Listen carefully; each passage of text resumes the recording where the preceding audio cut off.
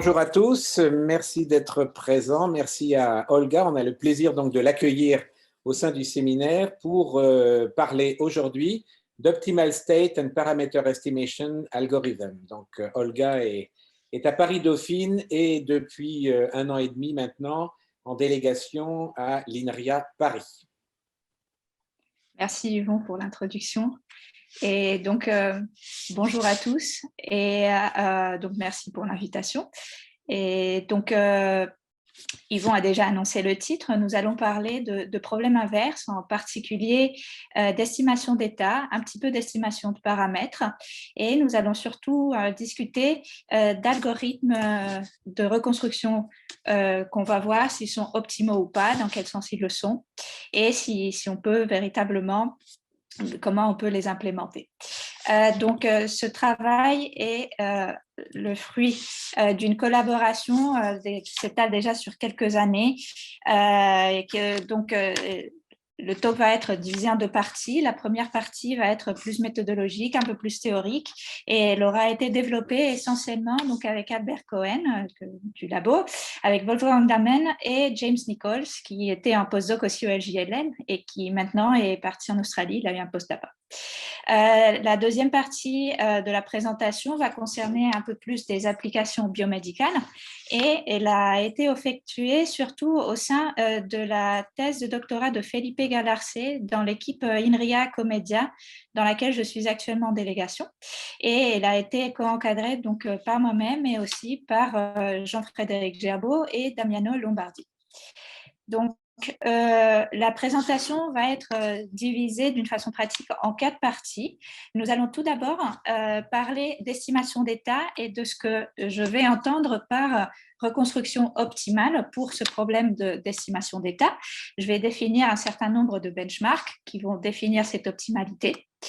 Nous allons voir qu'en fait, il va exister des mappings qui en théorie, pourraient permettre d'atteindre cette optimalité dans la reconstruction, mais ils sont très difficiles à implémenter en pratique, voire impossibles, d'où la deuxième partie du talk qui concerne un algorithme pratique qui va être affine par morceaux, dans un sens que je vais définir, et pour lequel, en fait, nous avons pu prouver que pourvu de pouvoir raffiner suffisamment et avoir suffisamment de parties, eh bien, nous allons bien atteindre cette optimalité de reconstruction. Je vais ensuite illustrer comment tout cela marche dans un exemple plutôt académique, et finalement, donc, je montrerai un cas beaucoup plus orienté vers les applications biomédicales et donc aussi beaucoup plus difficile à mettre en place en pratique. Donc, pour la première partie, donc, estimation d'état et algorithmes de reconstruction optimaux. Donc, si vous voulez une référence, je vous conseille d'aller regarder ce préprint qui va très bien résumer ce que je vais dire. Et donc, je vais commencer vraiment par à moins l'infini pour ne perdre personne. Et donc, je vais rappeler qu'un problème inverse, c'est un problème dans lequel nous observons nous obtenons des informations partielles d'un certain phénomène physique et nous cherchons à compléter ces informations, à donner une réponse plus solide, une explication plus complète de ce qui est vu. Donc, pour la suite du talk, on pourra penser à 2 exemples en particulier. Un premier, par exemple, d'application dans lequel je travaille actuellement, c'est le problème de la pollution dans Paris, dans lequel nous avons un certain nombre de stations placées dans Paris qui prélèvent la concentration en polluants, et à partir de ces informations, nous voulons reconstruire en tout point, dans toutes les rues de Paris, quelle est la concentration à chaque instant T. Une autre application, c'est un peu plus biomédicale, dans laquelle, par exemple, ici, nous avons une aorte, et avec des machines par échographie Doppler, eh bien, on peut voir la vitesse du flux sanguin dans un plan 2D, c'est ce qui est montré ici dans l'image, et un problème inverse est celui de reconstruire en 3D la vitesse l'écoulement sanguin dans la partie qui est imagée, mais aussi peut-être dans des parties que nous ne voyons pas pour des contraintes anatomiques, par exemple. Et donc, bien évidemment, ces problèmes sont très ambitieux parce que nous avons trop peu d'informations vis-à-vis de ce que nous voulons faire à la fin. Et donc, habituellement, il y a donc plusieurs approches. Tout consiste à ajouter une certaine information a priori que nous allons, à laquelle nous allons croire en quelque sorte. Et donc, il y a plusieurs familles. La première famille, c'est d'ajouter des contraintes, des hypothèses de régularité ou de sparsité des fonctions que nous voulons reconstruire. Ça correspond un peu plus à des approches en problème inverse pour l'imagerie, par exemple. Mais donc, il y a toute une autre famille de priors qui concerne le fait que nous allons admettre que le système physique que nous cherchons à étudier, eh bien, il est bien représenté par une certaine ODP parce que nous sommes de bons modélisateurs. Et donc, dans cette approche, eh bien, il existe encore deux sous-familles différentes qui sont les approches par inversion bayésienne. C'est des approches qui ont un goût beaucoup plus statistique par rapport à celle que nous allons voir aujourd'hui, qui peut être considérée comme une alternative déterministe de toute cette méthodologie d'inversion bayésienne qui existe et qui est très développée dans la littérature. Donc, le setting mathématique dans lequel nous allons travailler, c'est le suivant. Nous allons supposer que nous avons défini un espace ambiant, grand V. Ça va être un espace de Hilbert défini dans un domaine spatial oméga. Donc, pensez par exemple à Paris. Ça, c'est notre oméga. Et donc, cet espace ambiant V dans oméga est potentiellement de très haute dimension ou infinie, parce que nous cherchons à reconstruire en tout point dans toutes les rues de Paris. Donc, nous allons admettre que nous sommes bons modélisateurs et que nous avons une EDP paramétrée qui va bien modéliser le phénomène physique. Et donc, cela va être encodé dans cette présentation à travers un opérateur B appliqué à la solution U égale à F. Donc, ce B va dépendre de paramètres que je vais noter par un vecteur Y, Y1, YP. Donc, ici, nous allons avoir donc P paramètres. Et juste pour fixer les idées, par exemple, dans l'exemple de la pollution, nous pouvons considérer des opérateurs B qui soient en rapport, par exemple, avec des écoulements de Navier-Stokes, et un paramètre Y qui pourrait intervenir serait, par exemple, le nombre de Reynolds ou des paramètres de diffusion. Donc, nous allons considérer la famille de solutions U de Y lorsque nous supposons que ces paramètres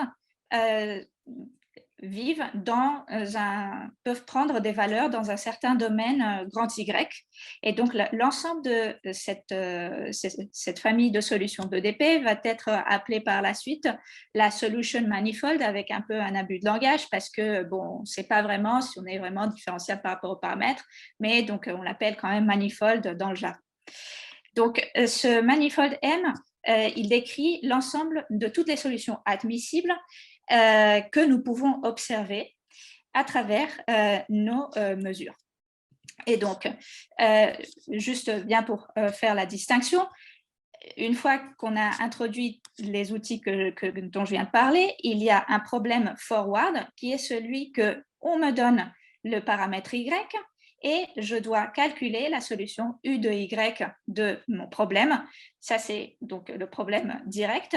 Il est rattaché à la famille des problèmes Model Order Reduction, dans laquelle, en fait, l'objectif, c'est de calculer pour plein de paramètres différents très rapidement la solution U de Y sans perdre beaucoup en précision. Donc, tout cela, c'est des problèmes directs.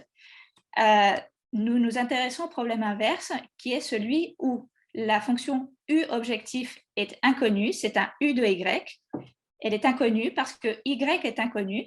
Et à la place de mon Y, en fait, l'input qu'on va me donner, c'est des mesures Z1, Zm, chaque ZI étant donc une quantité, un réel, qui est l'output d'un certain capteur qui est placé dans le système. nous le modélisons par une forme linéaire LI appliquée à l'inconnu U. Donc, par le théorème de Riesz, ces formes linéaires, elles ont un représentant oméga I dans l'espace ambiant.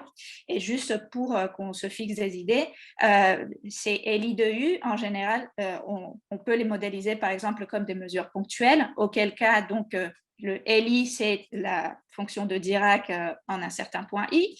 Et donc, l'observation, la donnée que me donne le capteur, c'est U au point XI. Ou bien, je peux modéliser aussi des capteurs par des moyennes un peu plus locales, centrées autour du point où se trouve le capteur. Donc, nous avons donc la famille de problèmes inverses suivants. Donc, tout d'abord, gardons en tête que la cascade des mappings directs, c'est qu'on nous donne un paramètre, on calcule la solution U de Y de l'EDP et on peut appliquer par la suite donc, les opérateurs d'observation, les LI de U, et nous aurions les mesures de nos capteurs. Et donc, dans les problèmes inverses, l'objectif, c'est de résoudre, donc d'inverser le sens des flèches qui sont ici dans cette ligne-là. Donc, si je pars des observations et que je veux reconstruire la solution U de Y, et c'est le problème d'estimation d'état, c'est un problème linéaire parce que l'application des fonctionnels LI, c'est quelque chose de linéaire, donc l'inverse est linéaire. Ce qui est difficile, c'est que c'est en très grande dimension. Et on peut parfois vouloir partir des observations et reconstruire directement le paramètre, auquel cas c'est un problème d'estimation de paramètres. Il y a aussi d'autres problèmes. Si nous voulions par exemple traiter des problèmes dépendants du temps, on pourrait regarder des problèmes de forecasting, etc. Mais on ne va pas en parler dans le talk. Et en fait, ici, nous allons beaucoup nous concentrer sur l'estimation d'état et un petit peu sur l'estimation de paramètres. Donc, pour simplifier la discussion, mais c'est juste pour simplifier ici, on va admettre que les observations sont données sans erreur de bruit et que notre modèle EDP n'a pas d'erreur de modèle, qu'il est parfait. Bien évidemment, ça, c'est croire un peu au Père Noël. Et en général, ça ne sera pas vrai. Nous pourrons discuter à la fin, si vous voulez, comment notre théorie peut décrire ces imperfections. Donc, l'objectif dans l'estimation d'état, c'est que nous avons donc cet inconnu U dans notre manifold. On nous donne les observations LI de U, ou alternativement les produits scalaires oméga I contre U. Et ce que nous allons faire, c'est voir le problème comme suit. Nous allons tout d'abord prendre les représentants de Riesz, oméga I. On va regarder l'espace W engendré par ces représentants. Et cet espace va en quelque sorte encoder un espace d'observation parce que ça va être celui à travers lequel nous allons voir notre système. Et il s'avère que lorsqu'on nous donne les observations LI de U, eh bien, de façon équivalente, cette information est qu'on nous a donné la projection de U sur cet espace d'observation W. Ça va être notre input et nous allons vouloir le voir comme ça. Parce qu'on va vouloir voir le problème d'estimation d'état comme devoir trouver un algorithme, un mapping A qui va de cet espace d'observation W à l'espace ambiant grand V, de sorte que lorsqu'on me donne la projection de U dans W par les mesures d'observation et que j'applique mon mapping A, eh bien, ceci doit approcher au mieux l'état inconnu U. Donc, les travaux que nous avons menés s'intéressent à savoir, en fait, quel est le meilleur mapping A que l'on peut choisir parmi tous et si on sait le calculer en pratique. Donc, il faut définir une qualité de reconstruction pour chaque algorithme qu'on va nous proposer, qu'on va investiguer. Et dans notre approche, on va regarder la pire erreur de reconstruction sur notre manifold M, c'est-à-dire que si on me donne un algorithme A pour mon manifold M, eh bien, pour tous les éléments du manifold, je regarde l'erreur de reconstruction à travers les observations, je regarde l'élément de mon manifold qui a été reconstruit au pire, et ceci va me donner la qualité, l'erreur de l'algorithme A vis-à-vis de reconstruire le manifold M. Donc, le fait de prendre ici la pire erreur de reconstruction est le point de divergence majeur par rapport à l'approche d'inversion bayésienne, où en fait, ici, on regarde l'erreur en moyenne. Et ceci a un certain nombre de conséquences, parce que pour regarder l'erreur en moyenne, il faut définir une distribution prior sur le manifold, ce qui est un petit peu difficile parfois à faire. Et donc, bon, il y a tout un savoir-faire par derrière. Mais donc, dans cette approche, nous n'avons pas besoin de ceci. Et vous allez voir par la suite qu'il y a un avantage qu'on pourrait dire par rapport à l'inversion bayésienne, c'est que dans certains problèmes, on va beaucoup moins souffrir de la malédiction de la dimension. Donc, une fois définie la qualité d'approximation, donc on veut regarder le meilleur algorithme parmi tous, donc on veut minimiser sur tous les mappings possibles cette erreur de reconstruction, et ceci va donner une quantité que je vais noter E star du manifold, et ça va être en fait ce E star de M, il peut être 0 comme il peut être strictement positif.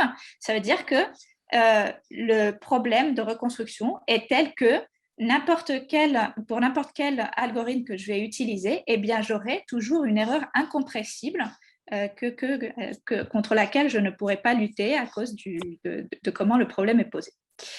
Et donc, nous voulons savoir si ces algorithmes déjà existent, s'ils atteignent une mine. Donc, j'anticipe, j'ai écrit mine parce qu'on peut prouver que ce n'est pas un inf et que c'est bien un mine, et comment on peut les calculer. Donc, d'un point de vue purement mathématique, il existe un algorithme qui atteint cette optimalité. On peut le voir relativement facilement à travers un dessin. Supposons que l'espace, on est en 2D ici, l'espace des observations, c'est l'axe des X. Supposons que ce truc-là en bleu, c'est mon manifold, et qu'on me donne, donc supposons qu'on me donne l'observation ici, W, comme entrée à travers les mesures. Donc, ce que je veux, c'est en fait venir dans cette fibre orthogonale à W. Et donc, les éléments du manifold qui sont dans ce segment bleu, ils se projettent tous dans oméga. Et donc, c'est tous des états possibles de mon système qui sont expliqués donc, par ces observations. Donc, on s'aperçoit très vite que si on veut donner un output optimal pour ce problème, eh bien, il faut considérer ce segment, en prendre le milieu et dire que ça, c'est l'output de mon algorithme. Mathématiquement, en fait, ça veut dire que je considère ce segment, ce tronçon que j'appelle MW, et que je regarde en fait le centre de Chebyshev de cet ensemble. Et donc, si j'arrive à faire ça, on peut prouver que cette façon de procéder est optimale par rapport à notre critère de qualité. Ce qui se passe, c'est que c'est de façon pratique impossible à chaque fois qu'on me donne un W, d'aller chercher le centre de Chebyshev de chaque tronçon. Ça, on ne peut pas faire, et donc ceci motive la deuxième partie de l'exposé, dans laquelle en fait on va construire un algorithme affine par morceaux pour lequel on va prouver qu'on va pouvoir approcher arbitrairement proche de ce benchmark idéal. Donc, la stratégie est affine par morceaux. Donc, je vais d'abord brièvement décrire ce que c'est qu'un algorithme affine. Ensuite, je montrerai ce que c'est qu'un algorithme par morceaux affine. Donc, un algorithme affine, en fait, on peut le prendre comme une définition. Ça consiste en la chose suivante. On me donne un sous-espace Vn affine de dimension O plus M. Et une fois que cet espace est donné, si je calcule ce problème, si je trouve le minimum dans la fibre orthogonale de mon observation plus donc WPERP, et que je minimise la distance de ces éléments à mon sous-espace, si je prends ça comme output, eh bien, on peut prouver que ceci est une application affine. Et ceci marche. Et ceci marche pour tous les sous-espaces affines. En fait, c'est une caractérisation. Tous les algorithmes affines sont ceux pour lesquels on résout ceci en faisant varier VN. Donc, évidemment, le choix de VN a un impact assez important sur la qualité de reconstruction qu'on peut obtenir en réalisant cet algorithme. Alors, avant de commenter ceci, juste dire que cette formule, elle a l'air peut-être un peu difficile, mais il s'avère qu'on peut calculer l'output de ce problème par juste un problème de moindre carré linéaire, et c'est très simple à calculer, c'est très rapide. Et donc, c'est pour cela que les approches affines ont été pas mal regardées, parce que c'est très rapide et c'est très facile. Donc, quant au choix de VN, eh bien, nous avions fait un papier qui est paru récemment dans lequel on montre une stratégie pour trouver le VN optimal dans ce cas-là, mais la stratégie est quand même un peu difficile à mettre en place. Et en tout cas, pour les exemples qu'on avait considérés, elle n'avait pas donné de résultats très significativement meilleurs que de prendre des sous-espaces VN construits par des techniques de réduction de modèles pour le problème direct. Et donc, si on prend cette machinerie, eh bien, en fait, ce genre de setting a été pas mal regardé, et Yvon Madé et ses collaborateurs ont été parmi les premiers à regarder ceci. Donc, ce qui est intéressant en choisissant ces modèles, c'est que l'erreur d'approximation, ce coup-ci, du manifold avec ces espaces VN, que je note epsilon n, eh bien, cette quantité, pour des problèmes elliptiques et paraboliques, elle décroît très vite avec la dimension n de l'espace choisi.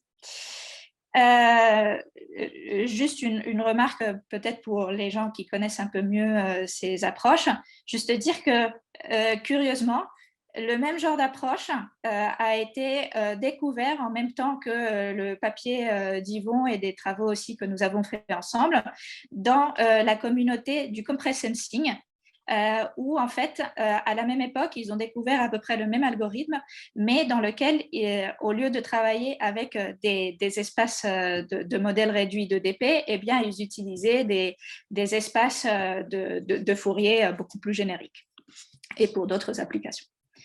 Donc, cette erreur d'approximation epsilon n que j'ai anticipée pour les problèmes pour la réduction de modèles, eh bien, joue un rôle important pour la performance de ces algorithmes affines, parce qu'on sait que la performance d'un algorithme affine, elle est bornée par cette erreur d'approximation epsilon n qui décroît vite avec Vn, et donc il y a un terme de stabilité 1 sur bêta qui vient dégrader ce comportement et qui peut être vu en fait comme l'angle entre l'espace d'observation et l'espace du modèle réduit. Et donc, il y a ici tout un jeu pour arriver à faire en sorte que ces deux espaces deviennent pas trop orthogonaux, parce que s'ils deviennent trop orthogonaux, eh bien, ce bêta, il tend vers 0 et il dégrade de façon très importante la reconstruction.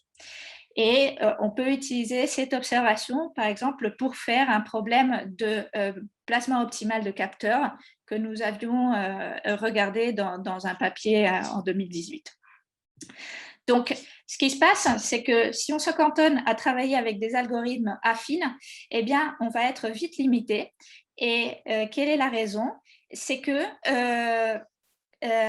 comme A est affine, en fait, c'est par définition, l'image A de grand W, elle va être contenue dans un espace linéaire de dimension au plus M plus 1. Et cela a pour conséquence que si je me restreins à juste travailler avec des algorithmes affines, eh bien, l'erreur de reconstruction, la meilleure que je puisse avoir, eh bien, celle-ci, elle va toujours être plus grande que cette quantité dm plus 1, qui est l'épaisseur de Kolmogorov du manifold M pour la dimension M plus 1. Cette quantité, en fait, elle quantifie jusqu'à quel point on peut approcher correctement le manifold par des sous-espaces de dimension M plus 1. À la fois, donc, cette quantité est plus grande que la meilleure approximation de reconstruction que je pourrais obtenir si jamais je m'autorisais à travailler avec des mappings généraux, non linéaires, etc., qui est ce que j'aimerais avoir au final. Et pourquoi ceci est important? Ceci est important parce que, en fonction du problème, eh bien, ce dn plus 1, eh bien, il peut être grand quand même. Il peut être grand. Et ceci est particulièrement grave lorsque nous avons des problèmes elliptiques avec perte de coercivité et surtout lorsque nous avons des problèmes hyperboliques. Et donc, face à ces problèmes, il faut vraiment trouver d'autres stratégies qui aillent au-delà de ces problèmes affines et pour lesquels on se rapproche de cette optimalité-là avec des algorithmes non linéaires. Donc, c'est pour ça que nous avons étendu les stratégies affines à des stratégies affines par morceau. Et comment ça marche?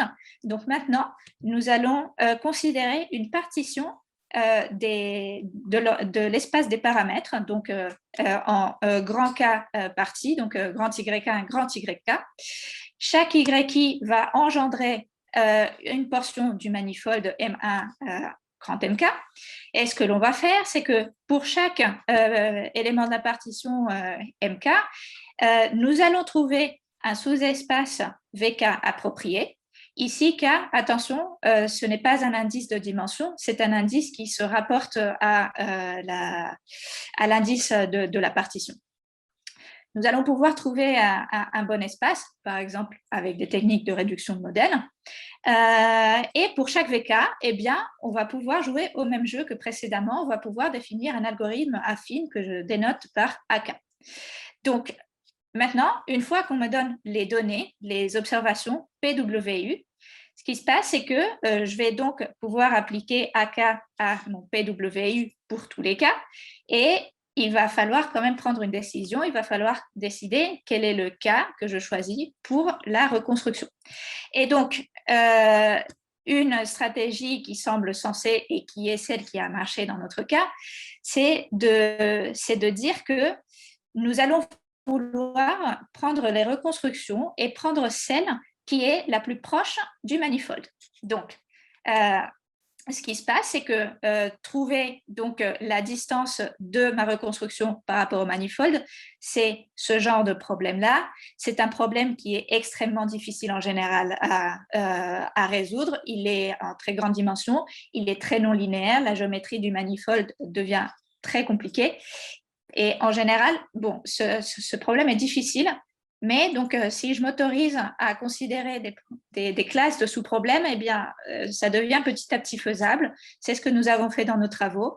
Donc, pour des problèmes coercifs, elliptiques et coercifs, il s'avère que donc, la norme du résidu, elle est équivalente à la norme ambiante. Et nous allons donc pouvoir remplacer la norme ambiante ici par la norme du résidu.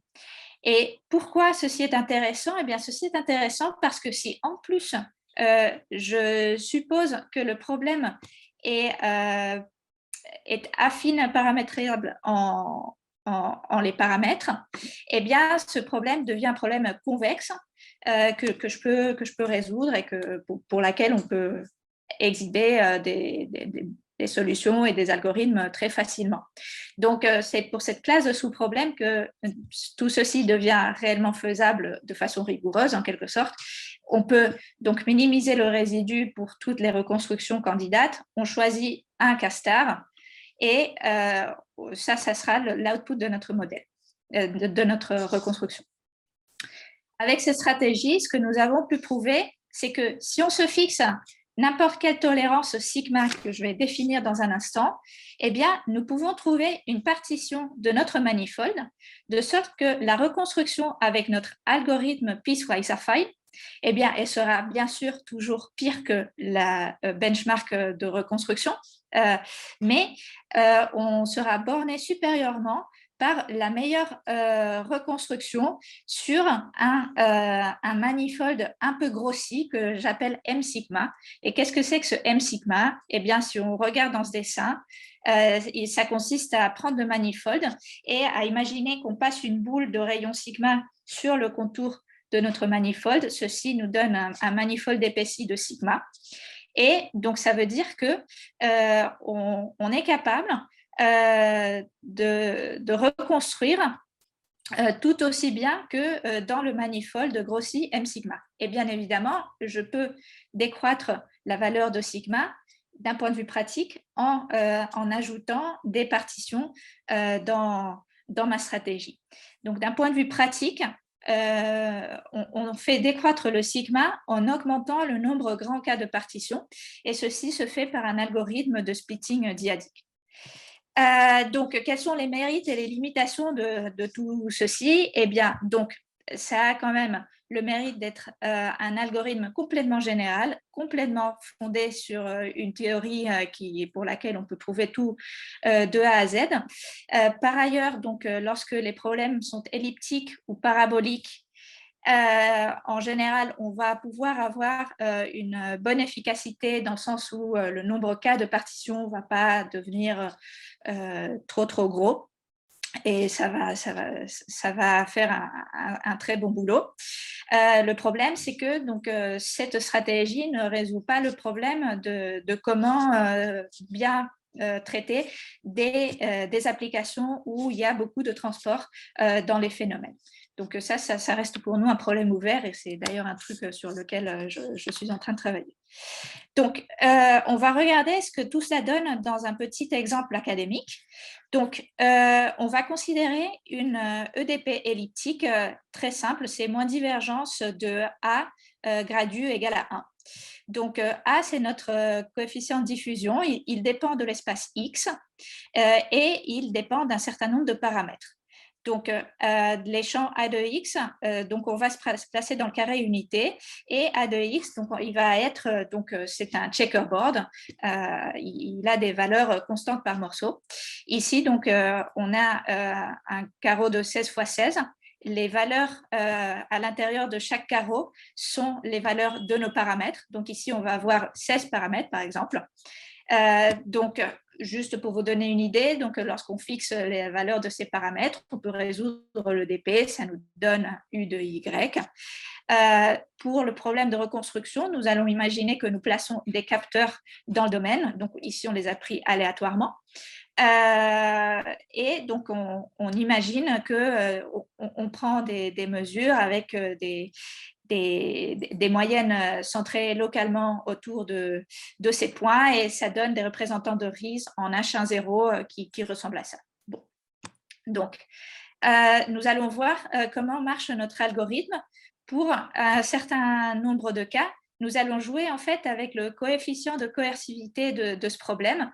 On va considérer des problèmes avec des constantes de coercivité gentilles, et on va aussi dégrader de plus en plus la constante de coercivité pour voir quel effet ça a dans notre reconstruction.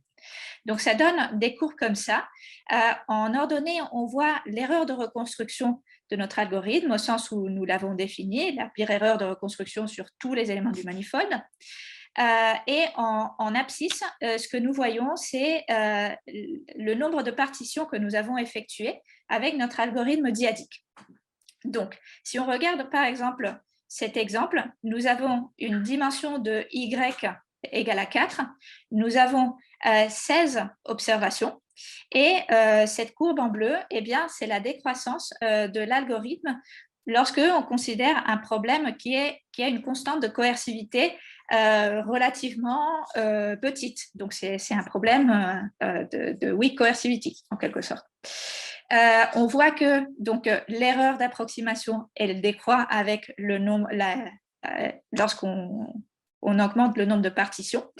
Et ceci est en phase avec le fait de dire que si on nous a donné 4 paramètres pour générer notre manifold, en fait, la dimension intrinsèque de celui-là, il est de dimension 4. Et donc, si on nous donne 16 observations pour quelque chose qui est de dimension intrinsèque 4, eh bien, en principe, on peut espérer pouvoir reconstruire parfaitement et mener cette erreur à 0 si on raffine suffisamment. C'est à peu près ce qui est montré dans cet exemple. On voit qu'il y a, par rapport à cette courbe orange, donc la bleue et la orange sont quand même translatées d'un ordre de grandeur, et ceci est parce que la orange a une constante de coercivité qui est beaucoup plus gentille, beaucoup plus grande. Et donc, on voit bien que ceci a un impact dans la reconstruction. Donc, à l'inverse, on peut considérer le problème où la dimension intrinsèque du manifold, c'est 16, et on ne nous donne que 4 observations pour reconstruire. Et nous voyons que dans tous les cas, qu'on ait une constante de coercivité compliquée ou qu'elle soit plus gentille, eh bien, même si on raffine, eh bien, on a beaucoup de mal à reconstruire parfaitement le manifold parce qu'il va y avoir une erreur d'offset qu'on ne va pas pouvoir, contre laquelle on ne va pas pouvoir se battre, qui est due à comment notre problème est posé. On nous a donné trop peu d'informations. Donc, je vais passer maintenant à quelque chose d'assez différent. On va parler d'application à des problèmes biomédicaux de toute cette théorie. Donc, le contexte dans lequel nous avons travaillé, c'est le suivant. Donc, maintenant, on va supposer que oméga, c'est une artère. On a travaillé sur la carotide dans notre cas. Par manque de données réelles, tout a été généré synthétiquement, malheureusement. Mais donc, le problème que nous avons regardé, c'est un problème qui imite des problèmes qu'on peut avoir avec des mesures d'imagerie Doppler. On suppose que donc on a cette carotide et qu'on nous donne la vitesse de l'écoulement sanguin dans un plan qui est donné dans cette image-là. Donc, après la bifurcation, on ne voit rien. Et donc, l'objectif, c'est qu'à travers cette information, nous voulons reconstruire en tout point, aussi après la bifurcation, à quoi ressemble la vitesse en 3D et, de façon plus ambitieuse, la pression aussi. Donc, pour faire cela, nous allons tout simplement appliquer toute la théorie que nous venons de décrire. En particulier, donc, le modèle EDP que nous avons considéré, c'est des équations de Navier-Stokes paramétrées. Je ne donne pas les détails, mais donc celles-ci vont être approchées par des techniques de réduction de modèles, par des espaces linéaires. C'était relativement suffisant dans notre cas. Et donc, avec cet algorithme, cet espace linéaire, nous avons appliqué l'algorithme affine de reconstruction pour aborder ce problème. Donc, nous avons publié 2 papiers dans le sujet avec d'assez bons résultats. À ma grande frustration, malheureusement, on n'a pas eu des données réelles pour véritablement voir ce que ça fait avec de vraies données, mais on espère pouvoir avoir accès à ce genre de données dans le futur. Et au-delà de ce problème, quelque chose que nous avons trouvé très intéressant dans ces applications, c'est que, en général, donc, la géométrie de ces carotides, elle va varier d'un patient à l'autre. Et donc, si on a l'ambition de mener ces méthodes de reconstruction un peu à un stade de production dans lequel on peut les proposer à des docteurs pour qu'ils s'appuient sur nos reconstructions pour s'aider pour faire des diagnostics. En gros, il faut arriver à résoudre ce problème de reconstruction quasiment en temps réel. Et c'est vraiment très difficile lorsque, pour chaque patient, on va avoir une géométrie différente. Tout ce dont je viens de parler, eh bien, ça repose crucialement sur le fait qu'on connaît a priori la géométrie. On peut a priori préparer un certain nombre de choses et ensuite, eh bien, on va pouvoir reconstruire. Donc, la question, c'est comment faire lorsque les géométries varient et qu'on veut quand même faire tout ceci très rapidement. Donc, cette image de différentes carotides illustre le problème. Et la stratégie que nous allons mener, c'est que nous allons supposer qu'en amont, nous avons une collection de géométries de carotides que nous avons déjà vues, pour lesquelles nous avons déjà pu calculer des espaces de dimension réduite. Et la stratégie va être que lorsque un nouveau patient va arriver, qu'on va prendre des mesures Doppler de vitesse sur la nouvelle carotide, le jeu, ça va être en fait de voir parmi notre famille de carotides template quelle est celle pour laquelle on va vouloir transporter le sous-espace d'une de ces carotides template dans la nouvelle géométrie et appliquer nos techniques dessus. Donc, tout le jeu, c'est d'essayer de créer une méthode pour découvrir très rapidement quel est le meilleur choix parmi toutes ces carotides candidates et ensuite transporter. Donc, c'est à peu près ce que nous avons fait. J'ai malheureusement plus le temps de m'étendre là-dessus, mais donc je vais juste vous donner un peu un aperçu de ce qu'on a pu obtenir d'un point de vue numérique. Donc, nous n'avons pas, par manque de temps dans la thèse de Felipe, malheureusement, donc nous sommes contentés de travailler dans ce problème avec des cylindres. Et donc, nous allons considérer une famille de géométrie qui va être paramétrée par ces paramètres SX, SR et SL. On va les faire varier, on va admettre que nous stockons 16 ou 32 géométries en offline. On va réaliser des techniques de réduction de modèles pour calculer les sous-espaces réduits. Et on va appliquer nos méthodes pour découvrir quel est le meilleur choix, étant donné une nouvelle géométrie qu'on va nous proposer. Donc, voici un slide, par exemple, où on illustre comment on passe d'une géométrie oméga 1 à une géométrie oméga 2. Il faut savoir transporter des fonctions solutions de Navier-Stokes. Donc, ce que nous avons utilisé, c'est LDDMM pour calculer d'abord des champs de déplacement sur les surfaces, de la surface de oméga 1 vers la surface de oméga 2. On a étendu ces transformations à des transformations volumiques et ensuite, donc, tout cela a permis finalement de prendre une solution de Navier-Stokes en vitesse dans la géométrie de partie, de l'envoyer dans la géométrie target et de garantir qu'on est incompressible à travers un post-processing de Piola. Donc, cela permet en gros de passer d'une géométrie à l'autre. Et comme je disais, toute la question, c'est de savoir comment choisir la bonne géométrie. Juste dans les grandes lignes, ce que nous avons fait, c'est appliquer des techniques de multidimensional scaling, dans laquelle, en gros, on va mapper chaque géométrie en un point d'un espace euclidien de très petite dimension. Ici, un espace de dimension 2, x1, x2. Chaque point ici va correspondre à une géométrie dans nos templates. Ce qui va se passer, c'est que lorsqu'on va nous donner une nouvelle géométrie, on a une technique pour découvrir quel est le point associé dans cet espace réduit de la géométrie visée. Et une fois qu'on connaît où se trouve le point visé ici, eh bien, on va prendre le plus proche voisin et on va transporter comme ça d'une géométrie à l'autre. Donc, la technique, pour l'exemple que nous avons considéré, a très très bien marché pour l'instant. Et donc ici, ce que je montre, c'est la chose suivante. Donc, nous avons réalisé un problème dépendant du temps.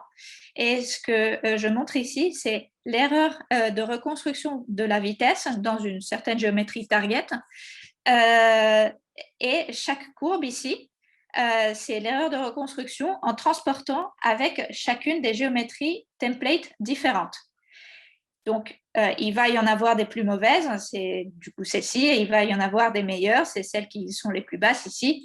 Et ce qui se passe, c'est que grâce à notre technique de choix, semble très, très compétitive dans le sens où on arrive à choisir les géométries à transporter qui donnent les plus petites erreurs de reconstruction ou parmi les plus petites. Donc, nous allons bientôt publier un article là-dessus et il sera bientôt en ligne si jamais ça vous intéresse.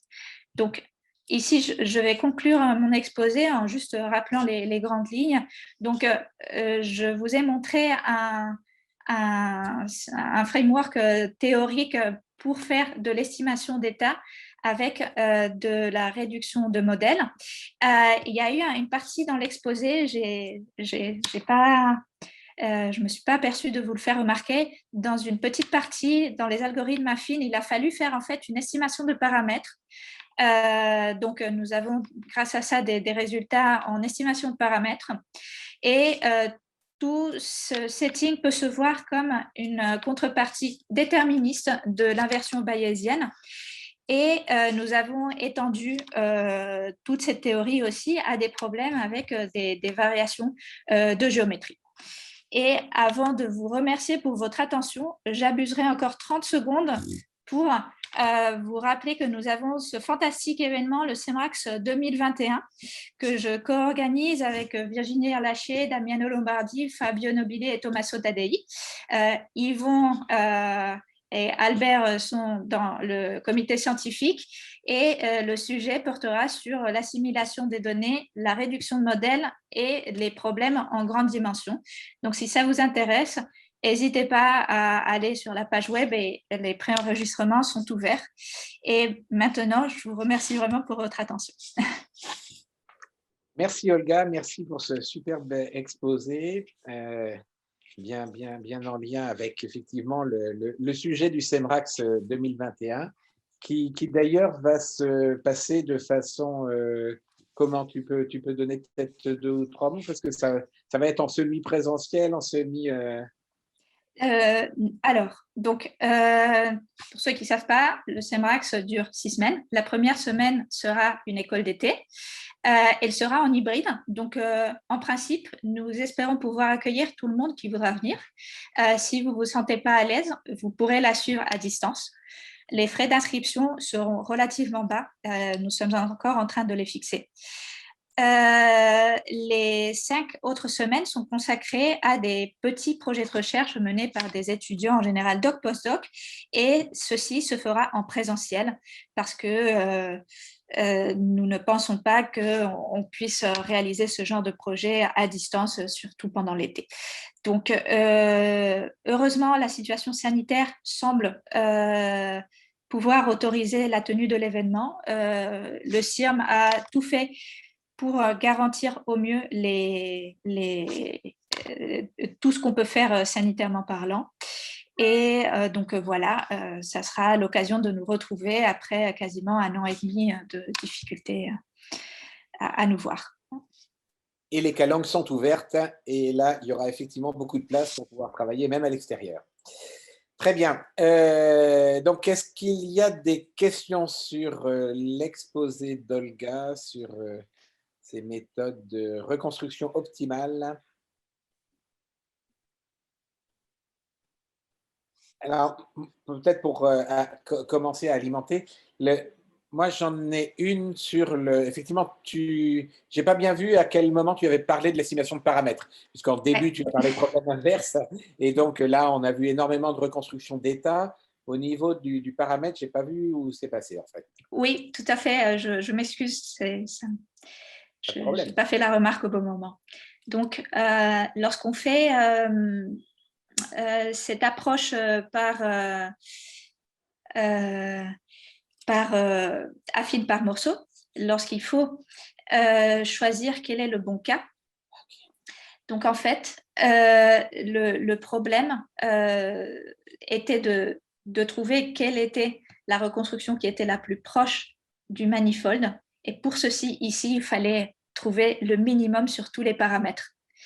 Et donc, nous avons contourné un peu le problème en remplaçant la norme ambiante par une norme de résidus.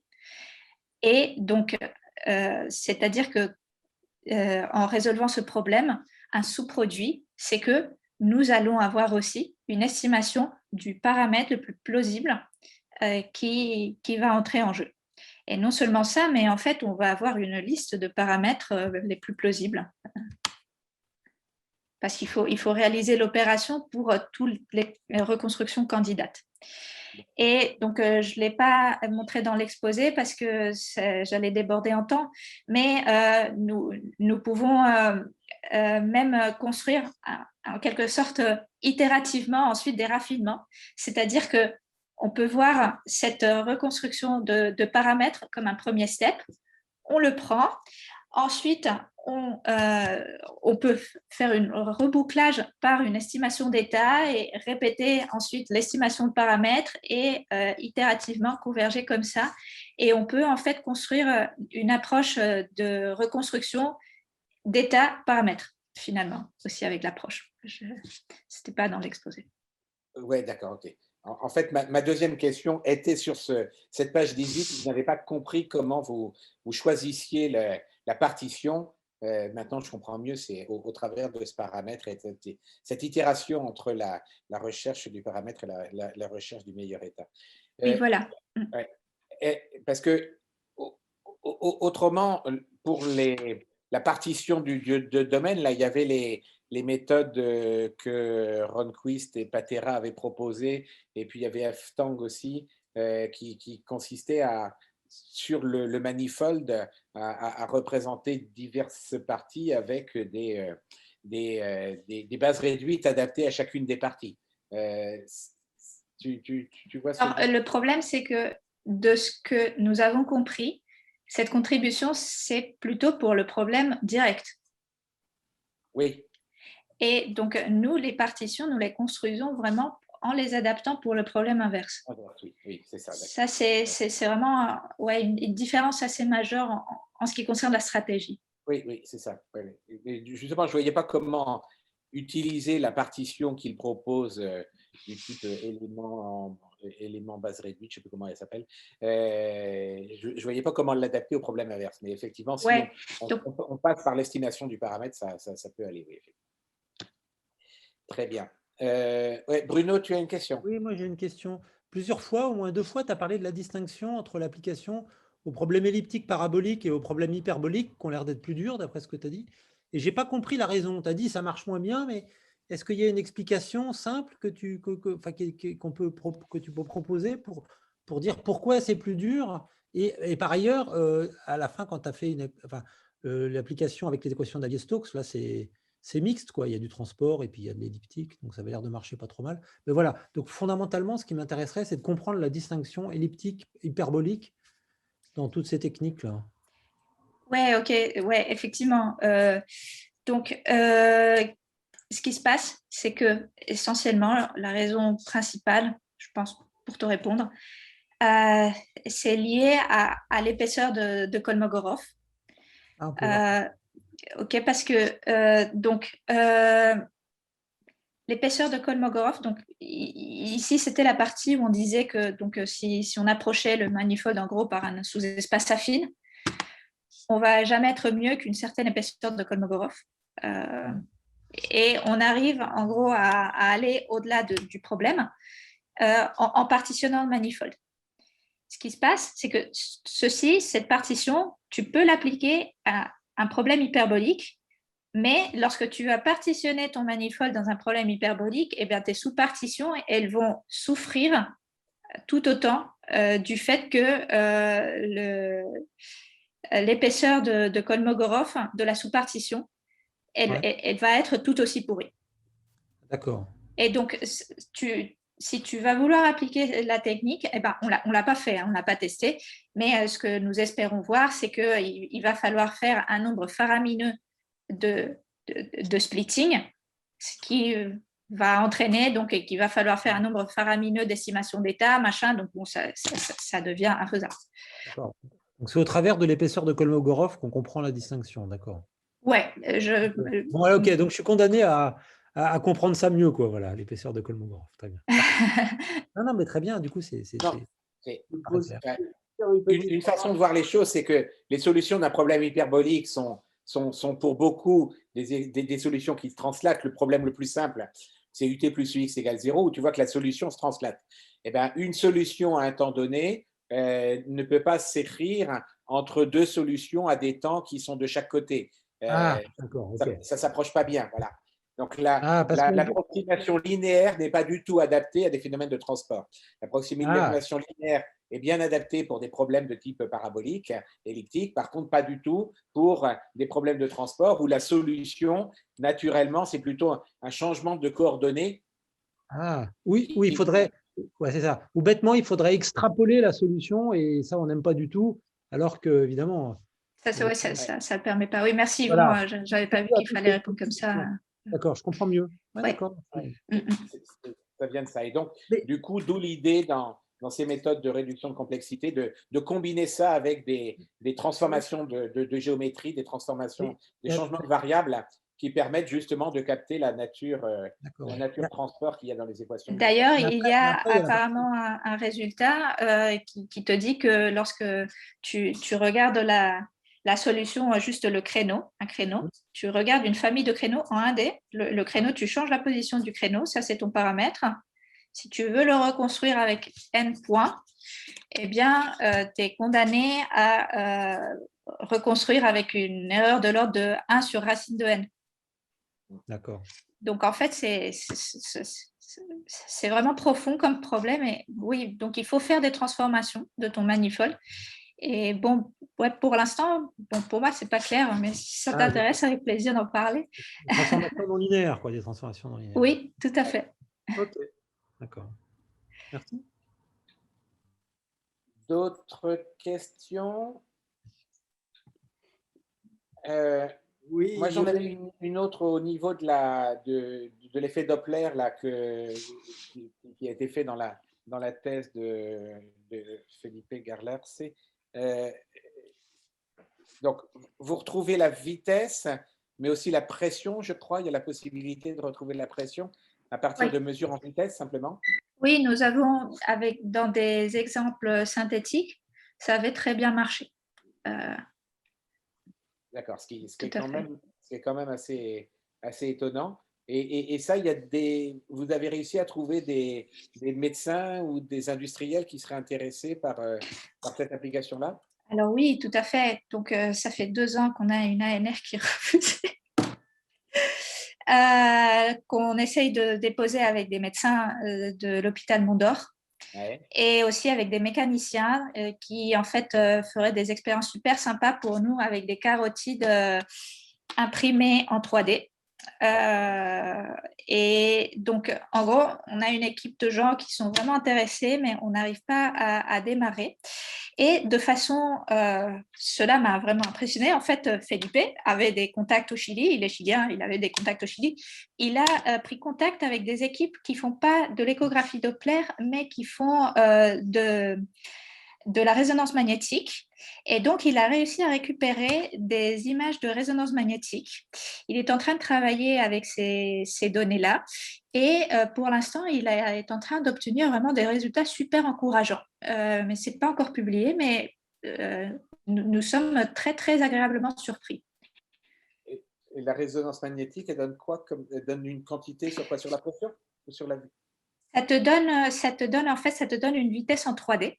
D'accord. Que tu peux prendre. En fait, c'est tellement précis qu'avec cette technique, tu peux imaginer qu'on te donne vraiment le flux de vitesse exacte, le champ de vitesse exact, et tu peux t'amuser à prendre ça comme validation. D'accord. Ok, d'accord, je comprends. Ok, comme validation pour vérifier que la méthode est correcte. Ouais, et donc dans ce setting-là, alors pour des carotides qui ne sont pas très très minces, hein, parce que ensuite la modélisation de la mécanique des fluides devient très complexe, mais pour des carotides qui ne sont pas très très minces, il est en train d'obtenir des résultats vraiment étonnamment très bons en fait. Je m'attendais à souffrir beaucoup plus de l'erreur de modèle et donc c'est très bien. Très bien. Okay. Donc, vivement que le papier soit prêt pour qu'on puisse regarder ça. C'est ça. Je peux poser une question, s'il vous plaît? Alors, oui, j'allais donner la parole. Là, donc, il y a Frédéric d'abord, Frédéric Echt qui a demandé la question. Ensuite, il y a Jacques Segré. Ok, donc Olga, donc d'abord merci pour ton exposé. Et là, justement, tu es sur le bon slide. Dans tes essais, tu as pris quoi comme condition limite aux 2 bords de ton tuyau? Parce que c'est quand même les 2 paramètres qui sont très importants dans la qualité du fluide. Parce que c'est le débit à gauche et le débit à droite qui va te donner des choses. Alors, si tu mets des pressions ou des forces sur les bords, ça va complètement te donner le débit. Et ce qui est assez amusant, c'est qu'en fait, sur ce genre d'écoulement, les pressions changent quasiment de manière uniforme le long du tuyau. C'est vraiment une fonction très régulière qui décroît le long du tuyau. Et tu as juste des endroits où tu as des chutes de pression qui sont un peu plus importantes quand tu as des restrictions, parce que tu as une vitesse qui croît et donc tu as plus de frottement. Puisque la chute de pression vient juste du fait que du frottement du fluide sur les bords de ton objet. Et tous tes résultats, ça va dépendre profondément de la longueur de tes deux branches, par exemple. Tout à fait, tout à Vous fait. avez regardé ce qui se passait ou pas? Alors là, tu me poses une colle, hein, parce que donc, les experts en modélisation des mécaflux, c'est Felipe et Damiano. Mais donc, je vais te répondre avec les connaissances dont je dispose. Donc, effectivement, c'était très important le choix et on a beaucoup travaillé sur les conditions d'entrée, de sortie et donc sur la modélisation. De mémoire, donc les conditions en entrée, donc c'était un flux parabolique en entrée et en fait, la forme de la parabole était prise comme un des paramètres de l'EDP. Et les conditions en sortie, c'était des conditions de Wien-Kessel, mais alors là, ne me demande pas plus de détails parce que je ne vais pas m'en souvenir. Nous n'avons pas expérimenté avec, peut-être que si, mais ça n'a jamais été véritablement très mené à bout. On n'a pas beaucoup expérimenté sur la longueur des branches. Je sais qu'on les a prises suffisamment grandes pour justement éviter des effets un peu de bord qui pourraient se passer si jamais on les coupe trop tôt, en quelque sorte. Mais tu vois, Et le vrai problème, c'est que si tu as une branche que tu coupes 2 fois plus loin que la première, il est clair que tes conditions limites en sortie vont complètement changer ton écoulement et il faut faire très attention à ça. Les tout à fait, oui. Kessel, je ne les connais pas malheureusement, mais bon, j'irai. Donc bon, là, moi, j'ai entièrement fait confiance en l'expertise de Damiano et Felipe sur ce point. Donc, toutes ces conditions ont été choisies de sorte à modéliser le plus fidèlement possible ce qui se passe dans une vraie artère carotide humaine. Oui, oui. Mais Elle n'est pas coupée. Elle Oui, n'est pas coupée, oui. Bien, bien. Merci, Olga. Désolée de ne pas pouvoir répondre de façon plus complète. Jacques Segret? Je peux poser une question? En attendant que Jacques parle, oui, Ah, allez-y. pardon. Oui, bonjour. Juste une remarque sur la condition Wien-Kessel. En fait, c'est une condition 0D qui lie le débit aux pressions moyennant résistance et compliance derrière. Donc, c'est un raccord, si j'ai bien compris, au niveau des conditions limites 0D et 3D. Et 3D. Oui. Vous avez dit que vous pouvez avoir la pression. Le problème, c'est que dans Navier-Stokes, on a un gradient de pression et pas une pression.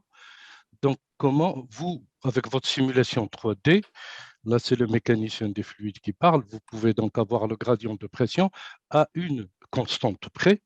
Donc, tout à fait, la pression, comment vous l'obtenez? La pression, comment on l'obtient? Alors, donc, en fait, le vrai output final, c'est, comment ils appellent ça? C'est la pression à la paroi. C'est en fait une différence de pression, bien évidemment. C'est une différence de pression. Et effectivement… La pression est définie à une constante près, d'accord? Quand on dit qu'on recompose la pression, c'est on recompose soit une pression qui est à moyenne nulle, soit une pression qui est définie par rapport à une donnée physique qui est la pression à un endroit est connue. Excuse-moi de regarder. Oui, c'est ça. Oui, d'accord. Donc, c'est parce que ce grand problème, puisque personnellement, je travaille sur la circulation cérébrale, notamment remonter à la pression intracrânienne. Donc, on ne peut avoir que des différences de pression plutôt qu'une pression. Et apparemment, ce qui les intéresse, c'est cette pression, disons, moyenne au niveau de ce qu'ils appellent la pic, la pression intracrânienne. J'ai une autre question. Est-ce que votre modèle de carotide est un modèle, disons, déformable ou il est rigide? Il est rigide pour l'instant, il est rigide en fait. Il est stationnaire ou instationnaire? Il était instationnaire dans notre exemple. Dans un stationnaire, et vous rentrez avec un profil parabolique, alors que ça pourrait être plutôt un profil type Womersley, puisque le nombre de Womersley, donc le nombre de Stokes, c'est-à-dire l'importance de l'instationnarité peut jouer, et le profil évolue au cours de la période. Mais si, le profil évoluait au cours de la période. C'était donc un profil parabolique, mais sinusoïdal au cours de la période cardiaque. Donc, avec les fonctions de Bessel, c'est connu, la solution analytique d'un profil dans un tube rigide, il est loin d'être parabolique en fonction, en tout cas, du nombre de Womersley. J'ai juste une dernière question.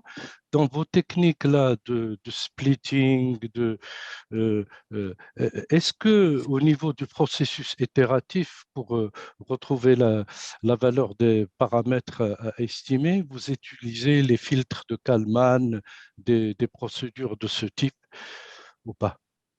Alors, les filtres de Kalman, c'est justement pour des approches bayésiennes.